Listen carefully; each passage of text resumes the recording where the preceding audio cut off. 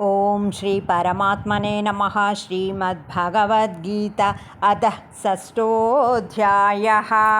సమంకాయ శిరోగ్రీవం ధారయన్నచలం స్థిరः సంప్రేక్ష్య నాసికాగ్రం స్వన్ దిశాస్యనవలోకయన్ ప్రశాంతాత్మా విగతభిర్బ్రహ్మచారి వ్రతే స్థితః మనస్సంయమ్యమచ్చిత్తో యుక్త ఆసీత మత్పరః. ధ్యానము చేసేవాడు శరీరమును, శిరస్సును, కంఠమును తిన్నగా నిలిపి కదలకుండా స్థిరముగా ఉండి దిక్కులను చూడకుండా నాసికాగ్రమును చూస్తూ ప్రశాంత హృదయముతో నిర్భయమైన మనస్సు కలవాడై బ్రహ్మచర్య వ్రతనిష్టతో మనస్సును బాగుగా నిగ్రహించి పరమాత్మయందు చిత్తము గలవాడై నన్నే పరమగతిగా నమ్మి సమాధియుక్తుడై ఉండాలి.